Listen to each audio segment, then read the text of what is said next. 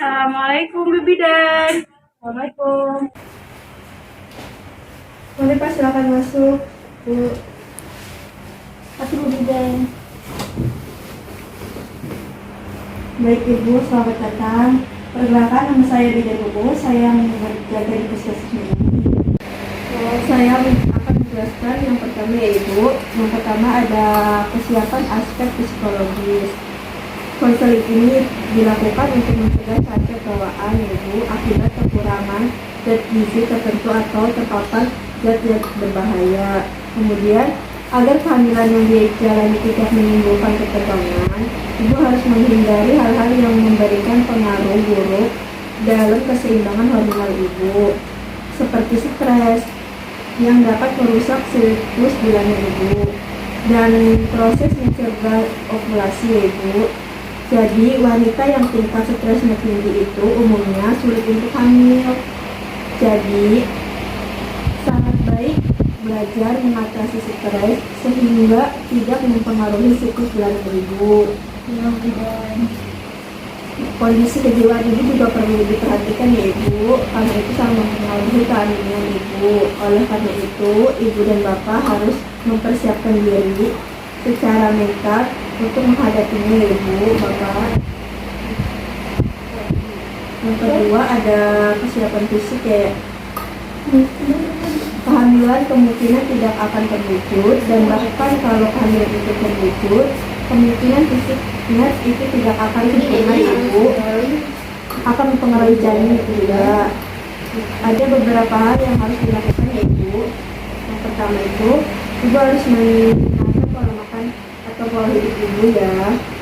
Terus harus mencapai berat badan ideal. Kemudian harus berolahraga secara teratur. Kemudian menghilangkan kebiasaan buruk. Kemudian bebas dari penyakit ya Ibu, terutama. Terus stop memakai kontrasepsi ya Ibu.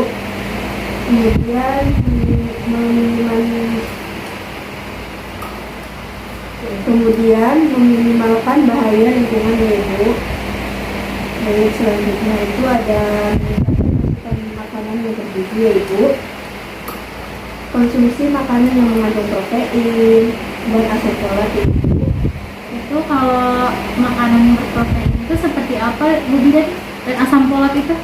Baik, yang berprotein itu seperti telur, ikan, daging. Sedangkan asam folat itu yang berperan untuk perkembangan sistem saraf ya Ibu dan darah janin. Kemudian mengkonsumsi berbagai vitamin ya Ibu, seperti vitamin A, vitamin B, vitamin E, vitamin B6, dan vitamin C ya Ibu. Ada 5 vitamin. Kalau manfaat vitamin itu sendiri itu apa ya Bibi Dan? Baik, vitamin A itu berperan cukup penting dalam produksi sperma yang sehat. Kemudian vitamin D itu, kekurangan vitamin D akan menurunkan tingkat kesuburan sehingga 75% sampai 70%. Kemudian ada vitamin E. Vitamin E itu dapat meningkatkan kemampuan sperma membuahi sel telur ya Ibu, Bapak, dan mencegah keguguran. Kemudian vitamin B6 itu, jika kekurangan vitamin ini akan menyebabkan terjadinya ketidakseimbangan hormonal ya. Kemudian vitamin C, pada wanita vitamin C itu berperan penting untuk fungsi induk telurnya dan pembentukan sel telurnya itu ya Bu. Kemudian selain itu sebagai antioksidan yang bekerja dengan vitamin E dan beta karoten, bekerja sama dengan vitamin E dan beta karoten. Kemudian ada menjaga kebugaran dan kesehatan tubuh ya Ibu. Fisik seorang wanita itu sehat saat akan hamil. Pada waktu hamil diharapkan tidak terlalu gemuk ya Ibu, harus mempunyai badan ideal ya Ibu. Kemudian berat badan juga Ibu harus dipersiapkan ya Ibu. Selain berat badan, persiapan fisik sang ibu adalah sosial indeks massa tubuh ya Ibu, alias IMT ya Ibu tingkatannya. Pastikan normal sebelum hamil atau saat persiapan kehamilan ya Ibu. Kemudian ada menghentikan kebiasaan buruk ya Ibu. Kebiasaan buruknya itu seperti merokok atau meminum minuman alkohol atau bahkan bercandu narkotika ya Ibu. Kemudian jangan sampai mengkonsumsi obat-obatan terlarang ya Ibu.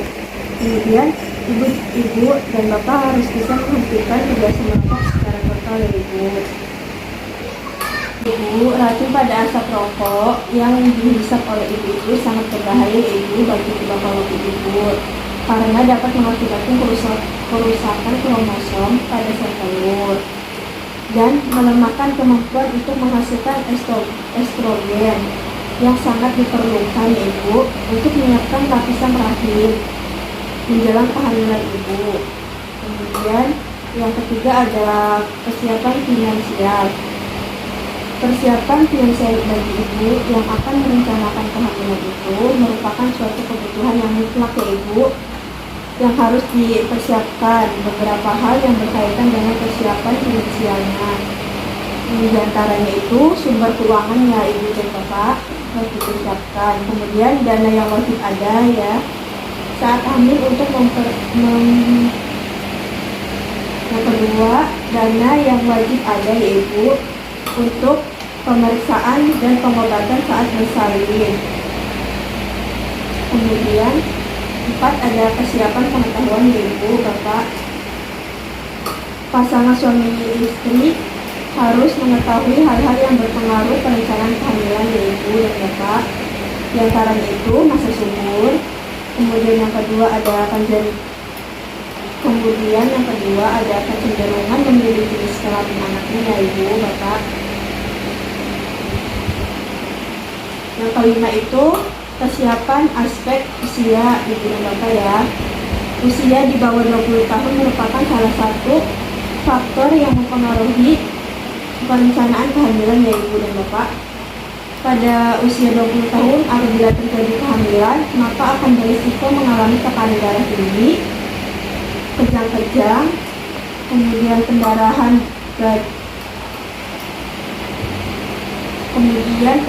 bahkan bisa mengakibatkan kematian ya Ibu dan Bapak. Harus diperhatikan itu ya. Kemudian juga akan berisiko terkena kanker serviks ya. Jadi selanjutnya itu ada risiko tinggi kehamilan usia kurang dari 20 tahun Ibu dan Bapak. Ibu dan Bapak kan sudah melebihi ya, jadi tidak mungkin terjadi.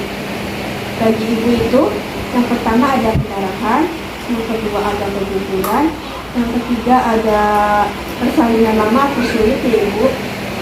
Kemudian yang keempat itu mudah terjangkit infeksi. Yang kelima itu anemia kehamilan ya Ibu, yang mungkin akan parah.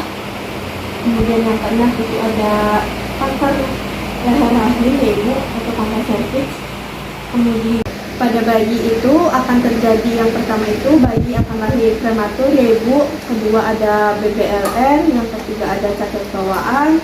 Kemudian yang keempat ada keracunan kehamilan ya Ibu. Terus kelima ada kematian bayi. Baik Ibu dan Bapak, apakah masih ada yang ingin ditanyakan? Kemudian kalau BBLN itu apa ya? Baik, BBLN itu berat bayi lahir rendah ya. Normalnya itu harusnya 2.500 gram ya. Dan bayi yang kurang dari 2.500 gram itu bayi yang dengan BBLR. Apakah sudah jelas? Sudah jelas Bu Bidan. Baik, apakah masih ada yang ingin ditanyakan lagi? Tidak ada Ibu. Baik, terima kasih atas kunjungannya ya. Ya, terima kasih ya Bu Bidan.